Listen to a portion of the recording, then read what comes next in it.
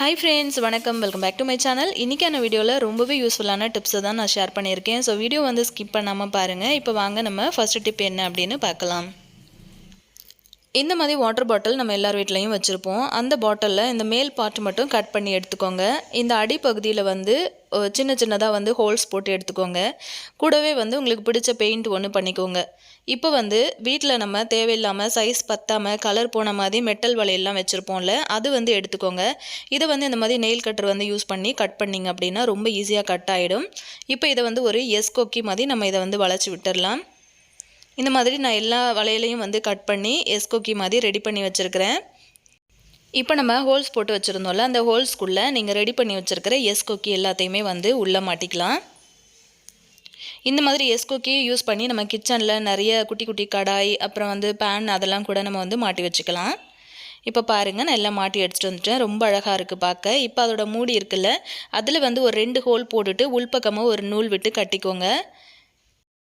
இப்போ பாருங்கள், நான் இதை எங்கே மாட்டி வச்சுருக்கேன் அப்படின்னா, சிங்க் ஏரியா பக்கத்தில் வந்து பாத்திரம் எடுக்கிற ஸ்டாண்டு வந்து மாட்டி வச்சுருக்கேன். அதில் ஒரு மூலையில் அந்த மாதிரி மாட்டி விட்டுருக்கேன். நம்ம கரண்டிங்கெல்லாம் வந்து பாத்திரம் கழுவும் போது வாஷ் பண்ணிவிட்டு இந்த மாதிரி கூட மாட்டி வச்சுக்கலாம். இடம் ரொம்ப உங்களுக்கு சேவ் ஆகும்.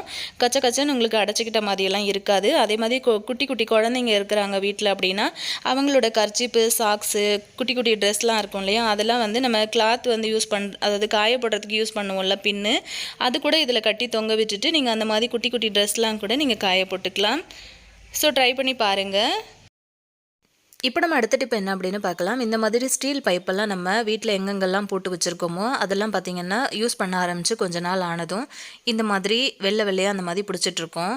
அதிகமாக வந்து பார்த்திங்கன்னா பாத்ரூமில் யூஸ் பண்ணுற பைப்பில் வந்து அதிகமாக அந்த மாதிரி சோப்பு இதெல்லாம் சேர்ந்து இந்த மாதிரி வெள்ளை கலரில் பிடிச்சிட்ருக்கோம். நார்மலாக நம்ம தேய்ச்சி கழுவுனா அது போகாது. இப்போ நான் இதுக்கு க்ளீன் பண்ணுறதுக்கு என்ன எடுத்திருக்கேன்னு பார்த்தீங்கன்னா, டேட்டு எக்ஸ்பரியான அலோவேரா ஜெல் வந்து எடுத்திருக்கேன். இது வந்து ஃப்ரெஷ்ஷான aloe vera gel. So date expiry ஆனது இது வந்து தூக்கி தான் நான் வந்து போட போகிறேன். அதுக்காக நான் இந்த மாதிரி ட்ரை பண்ணி பார்த்தேன், அது வந்து க்ளீன் ஆகுதா அப்படின்ட்டு. நல்ல சூப்பரான ஒரு ரிசல்ட் கிடச்சிது. ஸோ அதனால் நான் இதை உங்ககிட்ட ஷேர் பண்ணியிருக்கேன். இப்போ நம்ம பாத்திரம் கழுவுறதுக்கு யூஸ் பண்ணுவோம்ல பச்சை கலர் ஸ்க்ரப்பரு, அதில் வந்து 1 ஸ்பூன் அளவுக்கு அலோவேரா ஜெல் வந்து எடுத்திருக்கேன். இப்போ இதை வந்து எடுத்துகிட்டு போயிட்டு நம்ம இந்த பைப்பை வந்து தேய்ச்சிடலாம். இது வந்து நம்ம சோப்பெல்லாம் போட்டு தேய்க்கிற மாதிரி நுரெல்லாம் எதுவும் வராது. இது வந்து பார்த்திங்கன்னா ரொம்ப நேரம்லாம் ஆகாது. நம்ம இதை அப்ளை பண்ணிவிட்டு உடனே இந்த மாதிரி தேய்க்க ஆரம்பிச்சிடலாம். ஒரு 5 நிமிஷம் அந்த மாதிரி தேய்ச்சி விட்டிங்க அப்படின்னா உங்களுக்கு போதும்.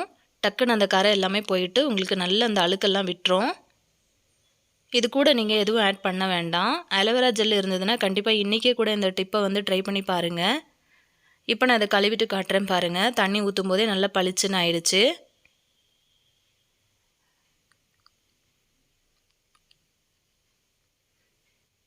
இந்த மாதிரி அலோவேரா ஜெல் இருந்தது அப்படின்னா கண்டிப்பாக ஒரு தடவை ட்ரை பண்ணி பார்த்துட்டு ரிசல்ட் எப்படி வந்துச்சு அப்படின்ட்டு கீழே இருக்கிற கமெண்ட் செக்ஷனில் சொல்லுங்கள்.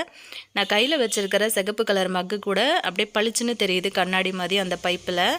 ஸோ முன்னாடி இருந்ததுக்கும் இப்போ இருந்ததுக்கும் உங்களுக்கு பார்க்கும்போது நல்ல ஒரு டிஃப்ரெண்ட் தெரியும். பாருங்கள், புதுசாக போட்ட பைப்பு மாதிரி பளபளன்னு ஜொலிக்குது. ரொம்பவே வந்து எஃபெக்டிவான ஒரு டிப்பு. இந்த டிப்பு உங்களுக்கு பிடிச்சிருந்ததுன்னா உங்கள் ஃப்ரெண்ட்ஸ் அண்ட் ஃபேமிலி மெம்பர்ஸ்க்கும் இந்த வீடியோ வந்து ஷேர் பண்ணுங்கள். வீடியோவுக்கு மறக்காமல் ஒரு லைக் கொடுத்துருங்க.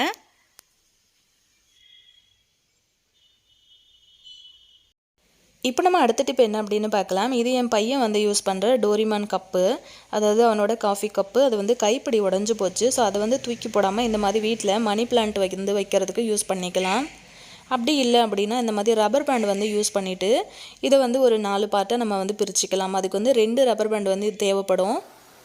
இப்போ பாருங்கள், இந்த மாதிரி வந்து பிரித்து எடுத்துகிட்டு குழந்தைங்களோட ஸ்டடி டேபிளில் வைக்கிற மாதிரி ஸ்கெட்சு, பென்னு, மார்க்கரு, சிஸ்ஸர், அதுக்கப்புறம் வந்து பென்சில் இதெல்லாம் வந்து நம்ம வச்சு கொடுக்கலாம். டோரிமான் பிக்சர் வந்து ரொம்ப அழகாக இருந்ததுனால நான் அதை வந்து எதுவும் பண்ணலை. ஸோ ப்ளைனாக இருக்கிற கப்பாக இருந்ததுன்னா நமக்கு பிடிச்ச மாதிரி ஏதாவது டிசைன் பண்ணிவிட்டு கூட கலர் பண்ணி நம்ம வைக்கலாம். இந்த மாதிரி வச்சு கொடுங்க, குழந்தைங்க ரொம்பவே லைக் பண்ணுவாங்க.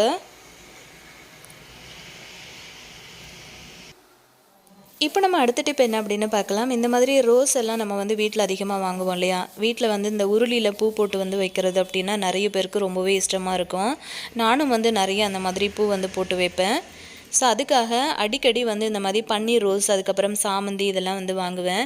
அப்படி வந்து நம்ம வாங்குகிற பூவை வந்து ஒரு 10-15 நாளாவது நம்ம ஃப்ரெஷ்ஷாகவே வந்து ஸ்டோர் பண்ணி வந்து வைக்கிறது எப்படிங்கிறது தான் பார்க்க போகிறோம். கூடவே வந்து இந்த மல்லிலாம் இருக்கு இல்லையா, இது வந்து ஒரு ஃபங்க்ஷன் போகிறோம் அப்படின்னா நம்ம வந்து கொஞ்சம் அதிகமான குவான்டிட்டியில் வந்து வாங்கி கட்டி வைப்போம். மொட்டோடு நீங்கள் வந்து கட்டி வச்சிங்க அப்படின்னா இன்னும் சூப்பராக இருக்கும். இப்படி வாங்கிட்டு வர்ற பூக்களை எப்படி நம்ம ஒரு 10லேருந்து 15 நாளாச்சும் சூப்பராக ஃப்ரெஷ்ஷாகவே வந்து ஸ்டோர் பண்ணி வைக்கலாம் அப்படிங்கிறது தான் பார்க்க போகிறோம். இந்த மாதிரி ஒரு ஒயிட் பேப்பர் வந்து எடுத்துக்கோங்க. இப்போ இந்த மல்லியெல்லாம் இருக்குது இல்லையா, அதை வந்து இந்த மாதிரி அந்த வெள்ளை பேப்பரில் வச்சுட்டு இந்த மாதிரி சுற்றிக்கோங்க.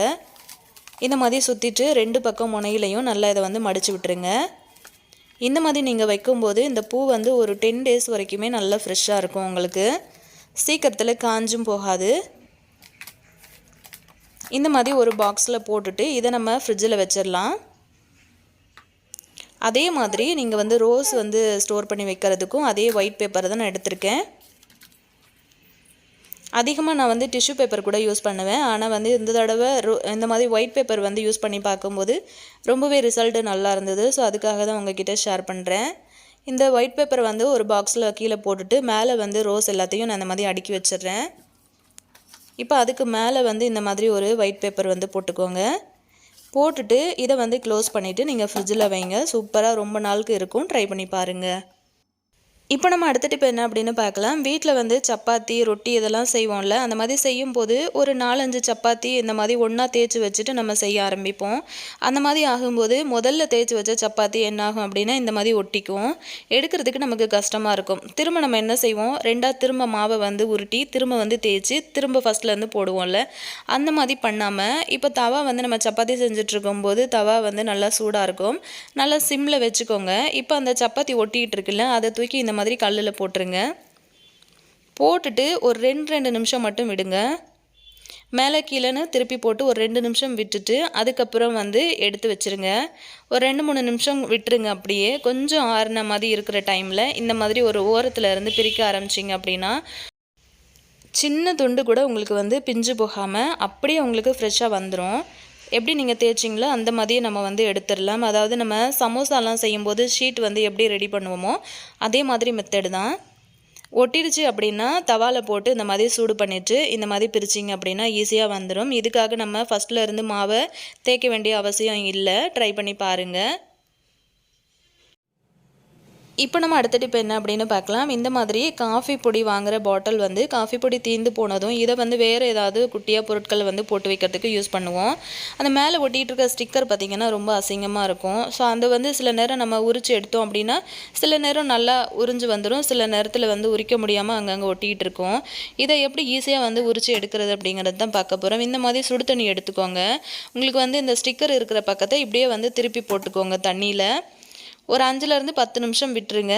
அதுக்கப்புறமா நீங்கள் எடுத்து பார்த்தீங்க அப்படின்னா அந்த ஓரங்கள்லாம் நல்லா விட்டு உங்களுக்கு எடுக்கிறதுக்கு ரொம்ப ஈஸியாக வந்துடும். பாருங்கள், இப்போ நல்லா நம்ம இதை க்ளீனாக வாஷ் பண்ணிட்டோம் அப்படின்னா கண்ணாடி பாட்டில் ரொம்ப சூப்பராக நம்ம பொருட்களை போட்டு வைக்கிறதுக்கு ரெடி ஆகிடும். இப்போ நம்ம அடுத்த டிப் என்ன அப்படின்னு பார்க்கலாம். இந்த மாதிரி ஃப்ரூட்ஸ் எல்லாம் வந்து வாங்கிட்டோம் அப்படின்னா அதுக்குன்னு போட்டு வைக்கிறதுக்கு பாஸ்கெட்லாம் இருக்குது. ஸோ அந்த மாதிரி பாஸ்கெட் இல்லாதவங்க இந்த மாதிரி ஏதாச்சும் நார்மலான ஒரு சின்ன கூடையில் நம்ம வந்து போட்டு வைப்போம்ல, அந்த மாதிரி போட்டு வைக்கும்போது குட்டி குட்டி ஹோல்ஸ் எல்லாம் இருக்குல்ல அந்த கூடையில், அது வழியாக கூட நிறைய குட்டி குட்டி ஈக்கள்லாம் வந்து மொய்க்க ஆரம்பிக்கும். அந்த மாதிரி ஆகாமல் இருக்கிறதுக்காக இந்த மாதிரி ஒரு பாஸ்கெட்டில் நான் வந்து மாற்றிக்கிட்டேன். இப்போ வீட்டில் இருக்கிற மாவு ஜலிக்கிற ஜல்லடை வச்சு இந்த மாதிரி க்ளோஸ் பண்ணிவிடுங்க. ஸோ எந்த ஒரு பூச்சி எதுவுமே அந்த பழத்தில் வந்து மொய்க்காது. ஸோ கண்டிப்பாக இந்த டிப்பு வந்து ரொம்பவே யூஸ்ஃபுல்லாக இருக்கும். ட்ரை பண்ணி பாருங்கள். இதே மாதிரி இன்ட்ரெஸ்டிங்கான இன்னொரு பதிவில் நான் உங்களை திரும்பவும் சந்திக்கிறேன் ஃப்ரெண்ட்ஸ். தேங்க்யூ.